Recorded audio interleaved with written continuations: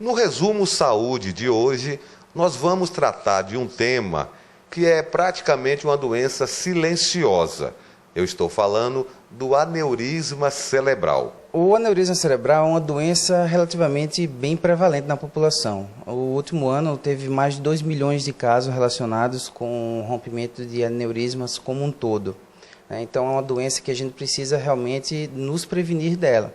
E como você bem falou, Márcio, ela tem uma evolução insidiosa, ou seja, ela é uma de evolução lenta e que muitas vezes não dá sintomas até o rompimento dela. Só que o rompimento é aquele que dá um sintoma fatal, muitas vezes, em alguns pacientes, ou que deixa alguma sequela grave.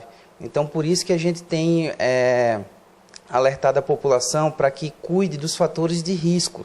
Então, os fatores de risco principais para o surgimento de doenças cerebrovasculares ou doença de vasos são eles: fumo, o tabagismo, excesso de álcool, excesso de comidas gordurosas, aumento de triglicerídeo, aumento de colesterol, a hipertensão arterial, e o diabetes.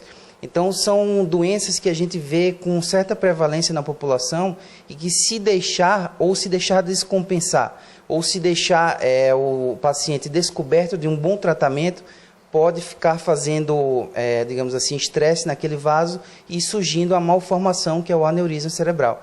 Daí o risco de rompimento dele, que muitas vezes causa a morte. Agora, doutor, hoje podemos já afirmar que isso aí não é só mais doença de pessoas da terceira idade. O aneurisma também tem, dentre os fatores, os aneurismas genéticos. Então, tem um fator genético que existe o enfraquecimento, ou seja, a parede do vaso da pessoa é um pouco mais enfraquecida e isso pode causar o aparecimento mesmo em pessoas de menor idade, adultos jovens ou até crianças, de aparecimento dessa malformação vascular. Então, por isso que todos têm que estar alerta. Não é só aquelas pessoas de maior idade e que têm uma vida bem assim desregrada. Não só são essas pessoas que são acometidas. A maior prevenção é a prevenção e controle dos fatores de risco. Ou seja, prevenir para eles não aparecerem, ou se eles existirem, você fazer digamos assim, um tratamento bem adequado.